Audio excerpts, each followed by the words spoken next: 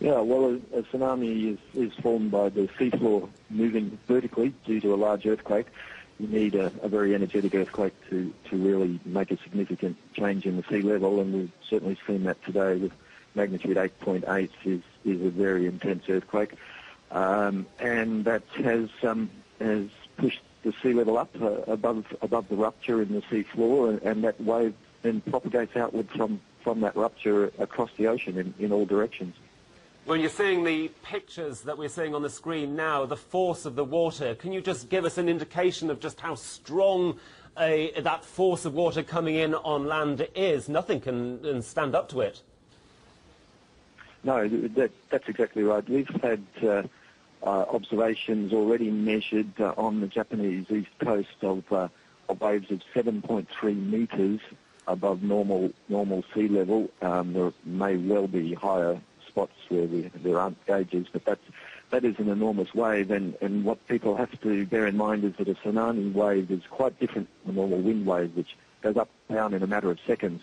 The tsunami wave has a wavelength that can be hundreds of metres, so it's an enormous volume of water. It rises 7 metres and may stay up as water pours in at that height for 10 to 15 minutes before it goes down again. So it's an enormous volume of water, and that's why the force is so great.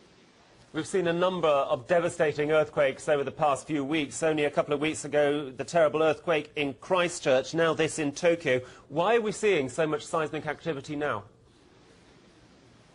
I don't know that anybody could answer that. Unfortunately, we don't know how to forecast when earthquakes are going to happen. This is all around the Ring of Fire, which has existed around the Pacific for a very long time. Its activity fluctuates with time. I'm not a seismologist, but I don't think anybody is really capable of predicting when these peaks in activity are going to happen. We just have to react as quickly as we can when it does happen. Well, Chris, you are from the Australian Tsunami Warning Centre. I'm just wondering just how much warning it is possible to give. What sort of timings do you have to tell people, you know what, a tsunami is on its way? Is it seconds? Is it minutes? What? Yeah, no, it's certainly not seconds.